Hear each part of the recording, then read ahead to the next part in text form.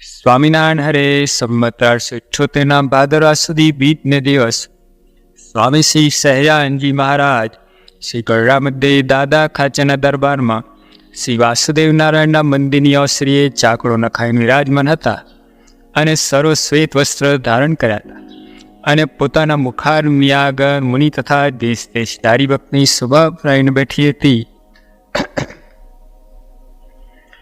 પછી શ્રીજી મહારાજ સરે પરમહંસને પ્રશ્ન પૂછ્યો છે, ગમે તેવો કઠણ સ્વભાવ હોય ને જો એક વિચાર કરીએ તો તે સ્વભાવનો નાશ થઈ જાય, અને વિચારને મૂકીને બીજા હજારો વિચાર કરે તો પણ તે ભૂંડા સ્વભાવ હોય તે ટળે નહીં. એવો તે કયો વિચાર છે તે જેને જેમ સમજાતો હોય તે તેમ કહો. આખી દુનિયામાં જે દુઃખ માત્ર છે સ્વભાવના છે.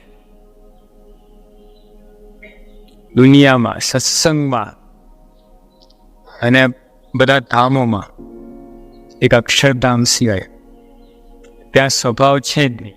સ્વભાવ ત્યાંની અક્ષરધામમાં જવાય નહીં. એટલે ત્યાં એક વાત કરીને બધે કાંઈ પણ દુઃખ હોય સ્વભાવના છે.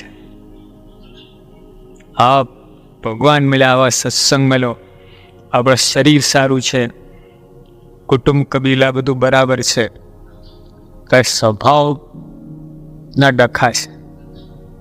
અમારે શું ખોટ છે? આપણે સ્વભાવ સ્વામી કહું એ અક્ષરધામના જેવું સુખ વર્તે છે. એમાં પણ કેટલાક દુખિયા છે. દેહનું દુઃખ થોડું ને મનનું દુઃખ જાજુ છે. મનનું જ છે બધું. મને આ ના મળ્યું, આ ના જોયું, આ ના કર્યું, આમ નહીં જુદું. દક્ષ પ્રજાપતિ પ્રમુખ સાહેબ બહુ સુંદર વાત કરે છે એમના માટે. શિવજી ધ્યાનમાં હતા, 999 જણ ઊભા થયા, શિવજી ઊભા ના થયા, દક્ષ પ્રજાપતિ આવ્યા. જો આ પાટીદારનો રિવાજ હોત તો વાંધો ના હોત. અહીંયા શું છે? દીકરીનો બાપ ગરજે કરે છે. હા, એટલે અહીંયા વાંધો, અહીં તો ગુલામ થઈને રહેવું પડે. જમાઈ, જમ આઈ. જમાઈ શું કે? જમ આઈ. આઈ એમ જમ. હા, અને આપણે કંઈક જમ આઈ, આવો જમ જેવું છે અહીંયા. એટલે શિવજી બેઠા હતા, ઊભા ના થયા. એમને એવું હતું જ નહીં, ઊભા ના થયું હતું જ નહીં. પણ હવે થઈ ગયું જરા મનમાં, ધ્યાનમાં હતા. અને દક્ષ પ્રજાપતિ પિત્તો ગયો, કંઈ ને કંઈ બોલવા લાગ્યા. મસાણીઓ છે, ભૂતિઓ છે, ભૂતના ગુરુ છે, આ બધું નાગો રહે છે, એટલે બધું કંઈક બોલવા લાગ્યા. તો પ્રમુખ સાહેબ બહુ સુંદર વાત. સાંઈ કઈને દીકરી આપી તારે ભાન નહોતું? તેને ખ્યાલ નતો કે સ્મશાનીઓ છે, આ છે, તે છે. અત્યારે ક્યાંથી ભાન થયું ને? 1000 વર્ષ પછી ચકતાવરદા બહુ રહેતી. એટલે અહીંયા પાટીદાર હોત ને દક્ષ પ્રજાપતિ તો વાંધો ના હોત. તારે ગુલામ સિંહ રથ તેકતા રિવાજે નહોતા. કાંઈ બધું થવા આપણે પર્ઠન ને આ ને તેને એના કારણે કેટલી માથાકૂટ. લોકો નીચોઈ જાય, ખલાસ થઈ જાય, ઊંચા જ નથી આવતા, દૂર ધાણી થઈ ગયા. એટલે કહેવાનું કે જો દક્ષ પ્રજાપતિ એક સ્વભાવને કારણે દુઃખી થયા. 999 જણ માન આપે છે. અરે પૂછવું તો જોઈએ શિવજીને, અથવા બીજાને પૂછવું જોઈએ, ભાઈ આ કેમ ઊભા ના થયા શિવજી, મારા માટે કેમ છે? એકદમ અધરતાલ મનમાં ધારીને પછી ગમે એમ બોલવા લાગે. અને બોલ્યા એટલું નહીં, સ્પેશિયલ યજ્ઞ કર્યો, ભગવાનને રાજી કરવા નહીં. એક પોતાના સ્વભાવનું ખંડન થયું.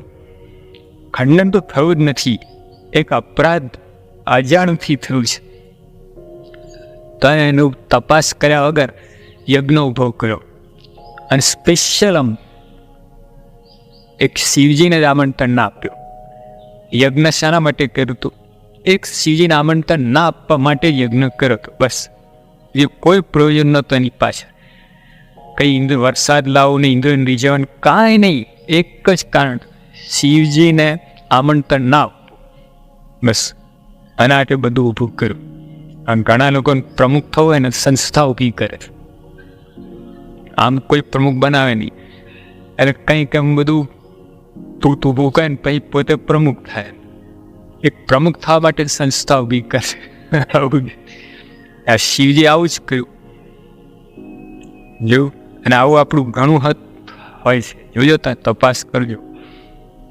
ઘણી પ્રવૃત્તિ એમ સામાજિક કાર્ય ને આ બધું એની પાછળ આવું હોત હોય છે. વેર હોય, આ હોય, કોઈ સાય હરીફાઈ હોય, આંટી હોય, એની અંદર બધું જ ચાલતું હોય. શુદ્ધ ભાવથી જો સમાજ સેવા કરે ને તો ભક્તિરૂપ થઈ જાય છે. બોલો, હા, દોષ ટળી જાય. કોઈ પણ સેવા, અરે તો પોતાની સેવા પણ જો શુદ્ધ ભાવથી તો કામ થઈ જાય. ગળવણ ગોટા સિવાય વાત જ નથી. બધામાં સ્વભાવ જ છે. આખી દુનિયામાં જતો સ્વભાવ જ. અરે નિક્સન, અમેરિકન પ્રેસિડેન્ટ, સ્વભાવને કારણે આબરૂ કાઢી. એક સ્વભાવ, બીજું કાંઈ નહોતું. એટલે બધા જે પોતાની પદ્ધતિ થકી પડ્યા છે, કર્યું છે, સ્વભાવને લીધે છે. હા, એ તો બહાર તો ઠીક છે ને આપણું શું? સત્સંગ આટલો રૂડો રૂપાળો. શ્રીજી મહારાજે કહ્યું, અનંત જન્મના સાધન ના ફળ રૂપે આ સત્સંગની પ્રાપ્તિ થઈ છે. પણ એક બે પૈસાની કોડી માટે આપણે સત્સંગ ખોઈ નાખીએ, એક સ્વભાવ માટે. જ્યાં ફૈબા હતા, હું કહ્યું 22 વખત જઈને ત્યાં મહારાજ ગયા હોય. શ્રીયા નવરા છે ભગવાન. વૈરાટ બ્રહ્મા 51 વર્ષ સ્તુતિ કરી તો મહારાજ કહેવાય એને લીધે નથી પધારો, તે એક નિમિત્ત છે.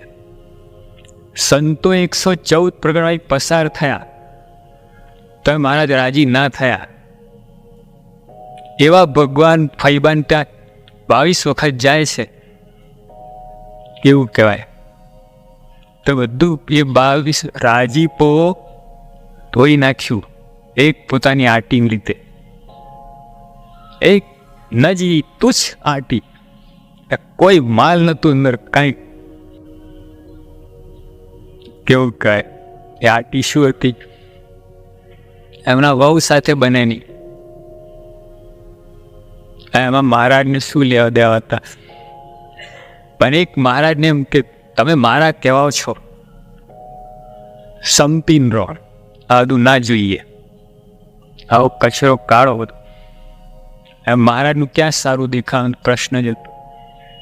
એ ફૈબાનું સારું દેખાવાનું હતું. અને મહારાજ ફૈબા કહીને બોલાવે, આવું ટાઇટલ આપે. મહારાજ જેને ફૈબા કે કેવું કહેવાય? અને દોડીને જતા મહારાજ. અને મહારાજ મંદિર કરું તું મચ્છાઓમાં. અમદાવાદને બદલે અમદાવાદ કાલુપુર મંદિર છે ને, મહારાજે બનાવેલું છે તેમની હાજરીમાં. એને બદલે મચ્છાઓમાં કરું તું મહારાજ. આખું માસ્ટર પ્લાન બદલી નાખ્યું. મુશ્કી નામ આ બધું કહી નાખ્યું. મૂળમાં શું સ્વભાવ?